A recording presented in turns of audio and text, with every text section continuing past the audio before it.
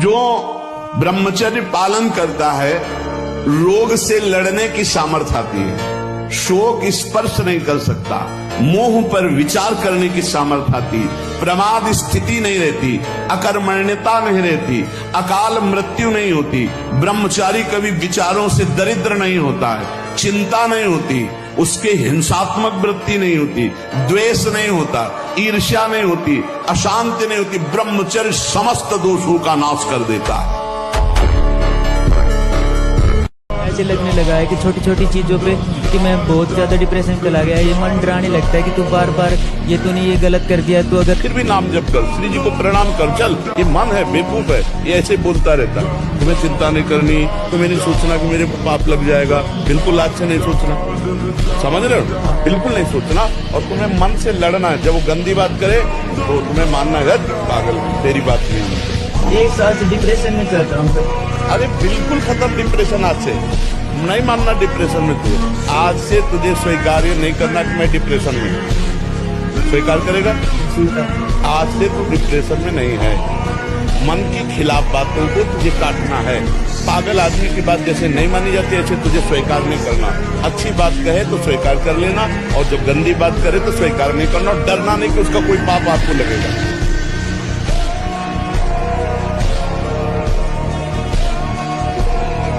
ब्रह्मचर्य ऐसे थोड़ी रह जाता है कि ऐसे खाओ पियो ब्रह्मचारी रह जाओ। हमारी बात मानो, 4 बजे उठ करके शौच स्नान करके यदि 20 मिनट व्यायाम करोगे रोज, तो आप देखोगे वरदान की तरह काम करेगा।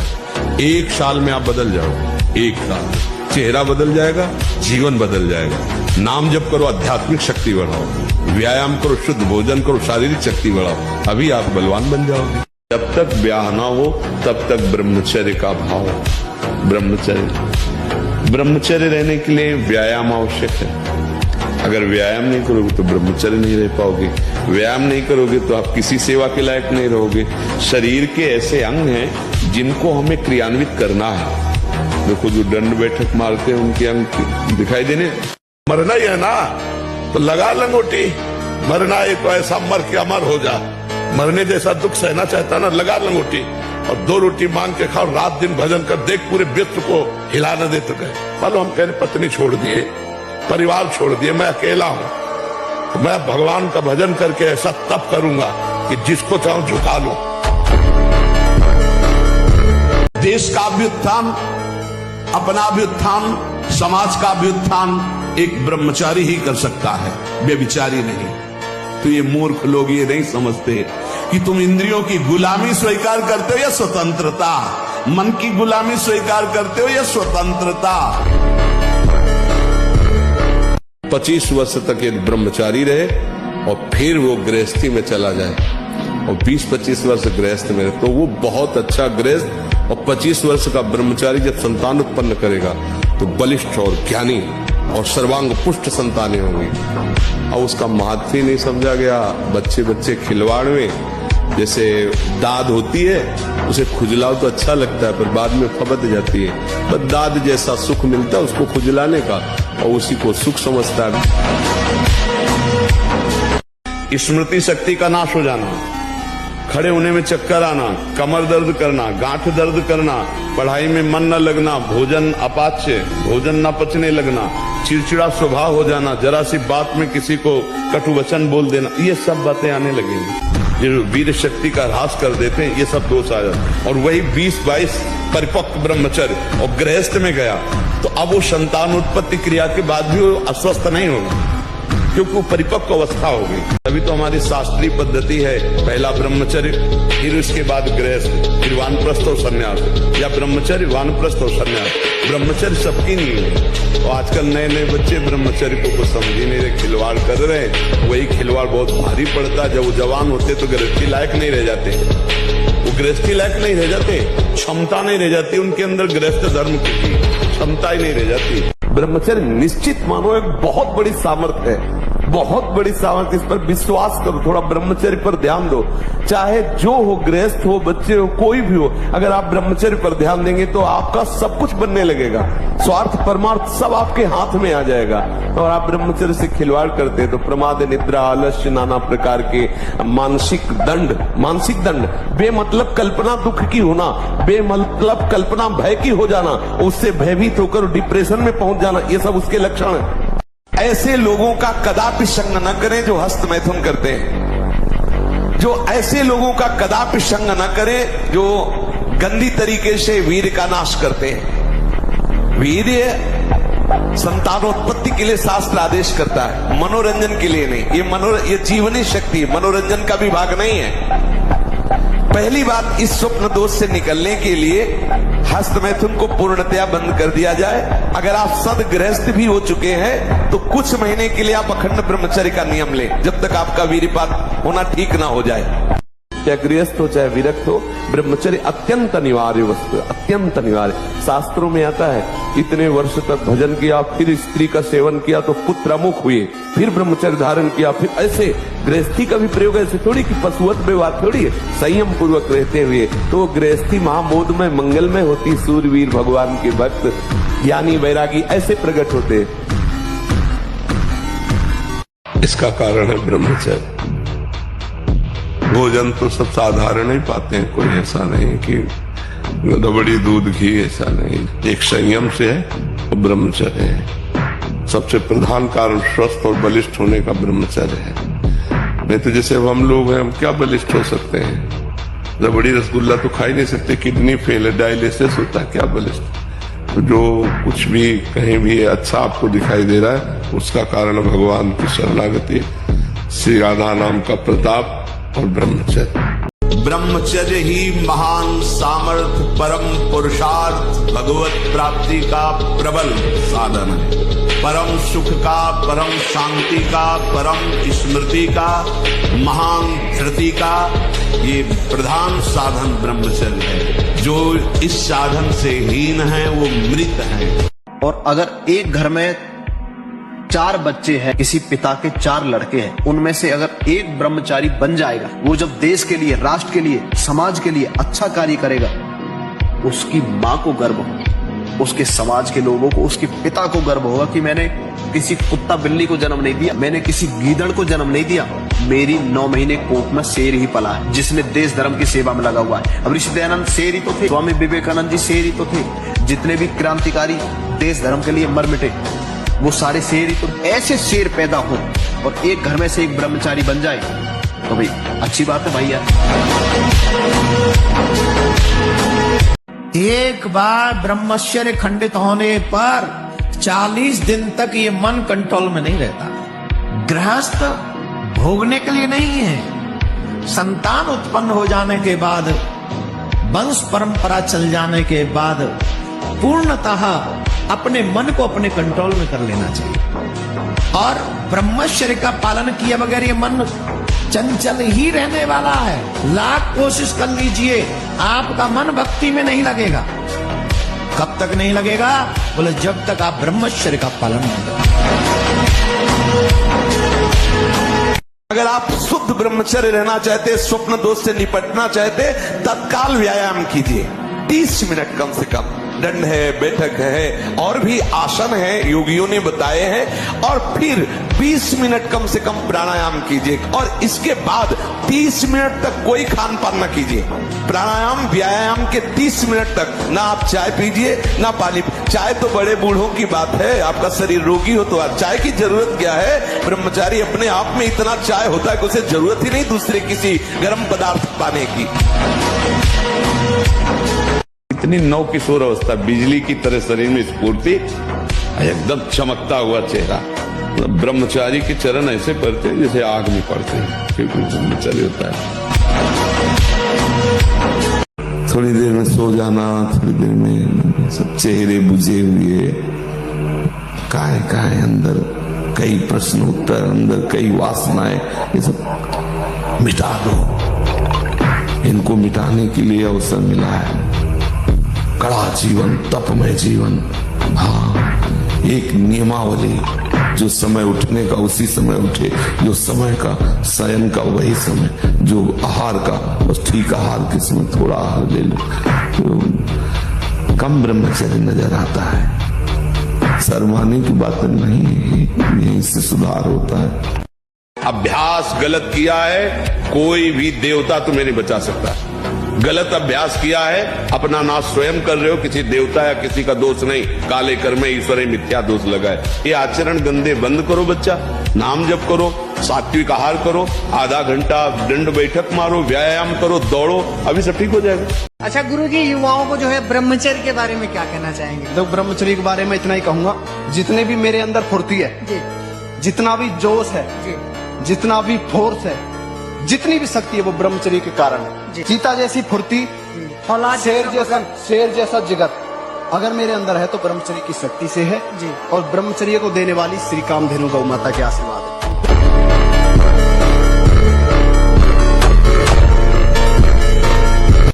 आप क्या हो अपने पड़ोस में रहने वाले लड़का से, गांव में रहने वाले, शहर में रहने वाले लड़काओं को देखते हो, यार शरीर बहुत तगड़ा है यार भाई, बहुत तगड़ी छाती है, अच्छे डोले सोले है। अरे भाई उसके अंदर ताकत नहीं है, पूर्ण रूप से नपुंसक है।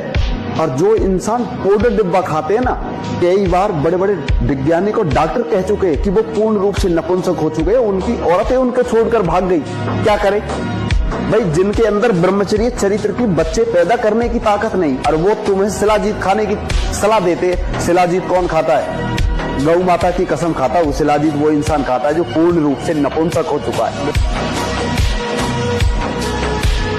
एक मन अन्न के बाद, एक मन अन्न जब शरीर में जाके पच जाता है पूरा, तब एक बार संतान उत्पत्ति के योग्य वीर बनता है। एक मन अन्न में तो आप सोचो 40 किलो अन्न पचाने के बाद वो जब ठीक से पच जाएगा, तो एक बार जो आप हस्तमैथुन करके वीर नष्ट करते हैं वो, और आप दिन में 4 बार करते हैं, आपकी हालत क्या होगी? और यही नहीं कि इसमें केवल पुरुष ही, साफ चाहे बच्चा हो चाहे बच्ची हो, जो इन गंदी आदतों को स्वीकार करेगा वो नष्ट ही हो जाएगा, क्षमता नहीं रह जाएगी, बच्चे प्रकट करने की क्षमता नहीं रह जाएगी, बच्चे के पालन पोषण की क्षमता नहीं रह जाएगी। अरे शरीर है यार।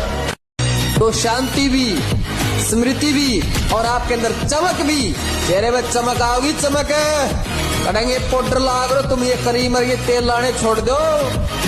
अबला तेल लगाना मना नहीं, बल बढ़ता तेल लगाने से, पर जब अंदर का ही तेल खत्म हो गया तो क्या फायदा बात सजाने से? अंदर का तेल बचा लो, ये चमक मारेगा।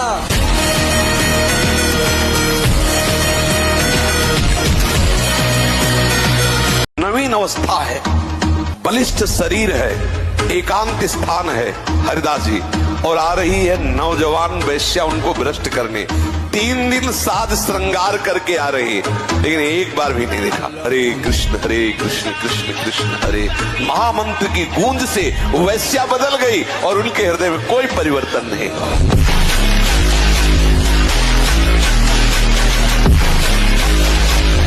बोले अयोध्या का सिंह है, फेंका चला ऐसे बजरंग बली, बाल ब्रह्म ऐसे चलते थे, बाल ब्रह्मचारी, मारा ऐसे तो फट गया अखाड़ा, धम्म से गिर गए तो तालियां बज गई, एक छलांग में ऊपर हनुमान जी की तरह, और ऐसे किया था। कोई नहीं था ब्रह्मचारी के आगे कौन? शरीर में सहने की सामर्थ्य ब्रह्मचर्य से आती, गर्मी सर्दी बरसात मान अपमान निंदा स्तुति, ये ब्रह्मचर्य से सहने से। ब्रह्मचारी को सबसे पहले अपनी रसना पर नियंत्रण रखना आवश्यक है। जबान पर, जबान बिगड़ी सब बिगड़ा। गंदे आचरण वाले, जिनको पवित्रता का ज्ञान नहीं, जिनको केवल अर्थ पिशाच हैं, नाना प्रकार की अपवित्रताएं करके तुम्हें भोजन परोसते हो, गरम गरम तुम्हारे सामने आया, तुम अमृत समझ के खा रहे हो, तुम्हारी बुद्धि नहीं खराब हो जाएगी। आज हर किसी को देख लो आप, हर कोई सनातनी है, हर कोई झंडा उठा रहा है, हर कोई गोभक्त, लेकिन क्या उसकी जिंदगी में ये मायने है कि मैं अंडा नहीं खाऊंगा, मांस नहीं खाऊंगा, पाउडर डिब्बा नहीं खाऊंगा, बीड़ी सिगरेट नहीं पीऊंगा, ब्रह्मचर्य का पालन करूंगा, चरित्र का पालन करूंगा, बच्चों को मजबूत बनाऊंगा, तब जाकर आप सनातन धर्म का झंडा उठा सकते हो, तब जाकर आप सच्चे सनातनी कहलाओगे। शरीर को 2-4 घंटे तो इतना श्रम होना चाहिए कि वो एकदम फैल जाए, इतना श्रम होना ही चाहिए ब्रह्मचर्य पचाने के लिए। ब्रह्मचारी हो, बोले ब्रह्मचारी चश्मा लगा, ब्रह्मचारी ब्लड प्रेशर की गोलियां खा रहे, ब्रह्मचारी मच्छर नहीं उड़ रहे ऐसे, और ब्रह्मचारी लारवेरी नाम भले ब्रह्मचारी, भाई हमें तो नहीं पता कि ऐसा भी ब्रह्मचारी हो। ब्रह्मचारी मतलब ज्वलंत शक्ति। ब्रह्मचर्य धारण करने वाले कोई बादाम हलवा घी की जरूरत ही नहीं भाई, बिल्कुल सच्ची मानिए। जैसे तप्त भूमि में पैर कैसे पड़ता है, ऐसी बिजली रहती है ब्रह्मचारी के शरीर। बिजली नींद पर काबू पाने के लिए, शरीर पर शासन करने के लिए, मन पर शासन करने के लिए, दिव्य आनंद का अनुभव करने के लिए ब्रह्मचर्य नींव है, नींव। यौवन अवस्था को प्राप्त होने पर यदि ब्रह्मचर्य क्षीण न हो तो फिर धीरे धीरे धीरे धीरे ऊर्ध्वरेता होने लगता है। जिसका ब्रह्मचर्य अधोगामी वीर्य अधोगामी हो गया, उसको रोक पाना बहुत कठिन होता है, क्योंकि उसका अभ्यास वीर्य का बन गया है नीचे की इंद्रियों से बाहर होना, और जिसने उसको रोक लिया फिर ऊर्ध्वगामी होने लगता है। शांति, गंभीरता, आनंद, भजन में एकाग्रता, संकल्प में दृढ़ता, संकल्प सिद्धि, ये बहुत प्रकार की दिव्य लाभ वृत्तियां ब्रह्मचर्य से जागृत हो जाती हैं।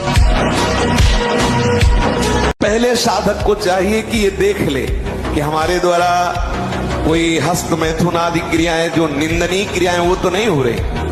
एक हमारे अंदर मान्यता बैठ गई है कि वीर शरण में ही आनंद है। क्या तुम्हारा जीवन का आनंद केवल इतना ही है? एक भागवतिक विधान है, जब आपका ब्याह हो तो संतानोत्पत्ति के लिए वो मार्ग, तब तक आप ब्रह्मचारी रहे। क्या इतने इंद्रियों के गुलाम हो गए? क्या इतना ही केवल आपने सुख समझ लिया? तो फिर आप देखना कि आगे आपको ये मन किस दशा में पहुंचा देता है। तो बांध लगोटा बचा के इंद्री कभी न देखा पर नारी, जो काछवाछ मन निश्चल राखे धनी धनी जननी तेरी रे। नरसिंह मेहता जी कहते हैं कि हमें पूरे आजीवन ये नियम रखना है कि पराई माता बहनों की तरफ हमारी गंदी दृष्टि ना हो। कभी अगर दृष्टि भी गंदी हो जाए, मान लो चूक है, बड़े जन्मों से हम उसी में लगे हुए हैं, तो क्रिया नहीं होनी चाहिए। मेरे पागलो, तुम बुरा मत मानना, तुम्हें हमारी बात कड़वी जरूर लगेगी पर बहुत स्पष्ट है। बिस्तर पर ले जाने वाले तुम्हें बहुत मिलेंगे, पर मंजिल पर ले जाने वाला कोई एक मिलेगा। स्वामी विवेकानंद के तेज को देख करके एक विदेशी महिला आकर्षित हो गई। अब वो विवेकानंद के पास आकर के कहती है, मुझे तुम्हारे जैसा पुत्र चाहिए, जैसा संसर्ग करो। विवेकानंद ने हाथ जोड़ते हुए कहा, बुरा ना माने तो एक बात बोलूं? हाँ हाँ बोलो बोलो। हमारे जैसा पुत्र हो ये जरूरी है। कहां तुम 18 वर्ष इंतजार करो, जरूरी नहीं वो हमारे जैसा हो। माँ एक काम करो, आज से तुम हमारी माँ हो, मैं तुम्हारी।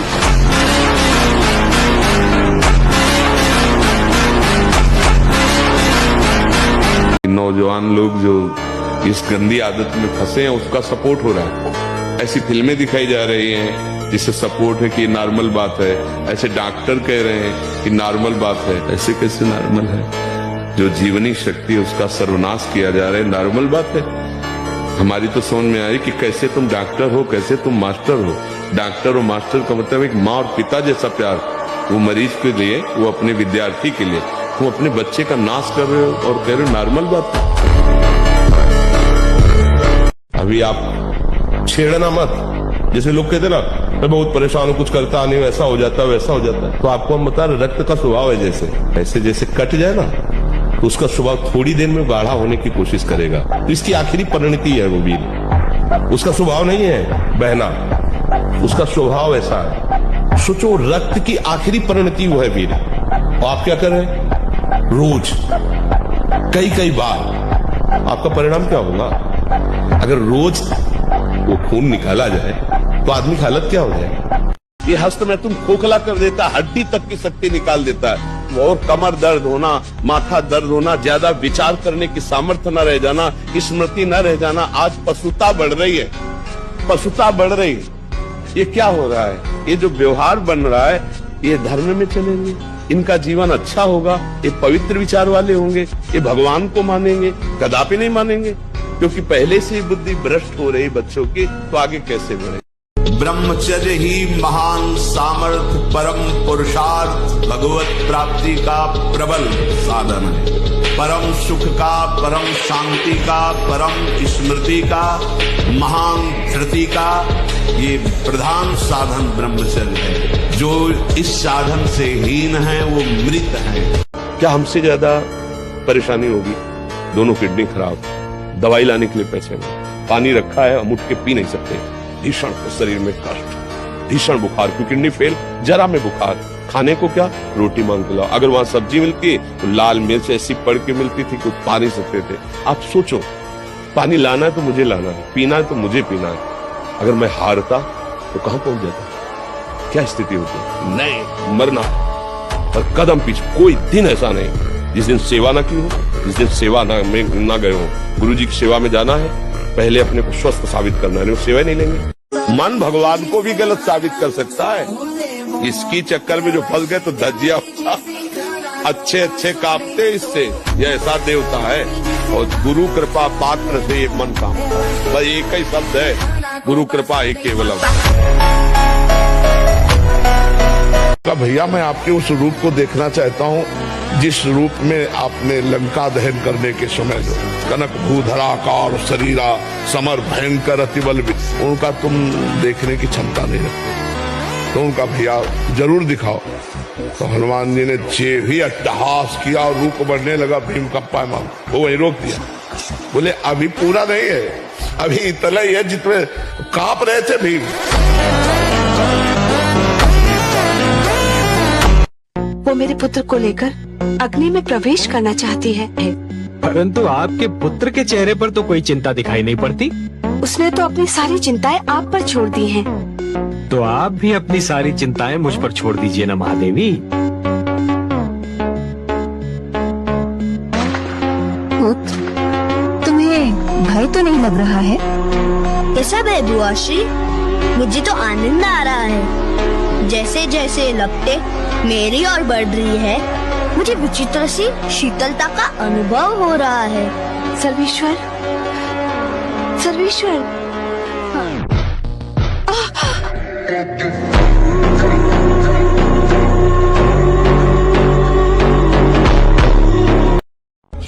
जहां कहीं भी हमें डर लगा है तो हम पहले अपने डर की निवृत्ति की। जैसे हमारे मन ने डराया है, ये खंडहर है, गंगा का किनारा है, पास में श्मशान, इसमें भूत रहते होंगे, यहां मत रुको, हम वहीं जाकर रुके। नाम जब करते हुए जब मन भयभीत करता तो कहते हम देखेंगे कौन भूत आता है, कौन परेशान। केवल मन की एक कल्पना है। समस्त चर अचर में भगवान ही समाये हुए हैं, समस्त चर अचर भगवान की ही शासन में है।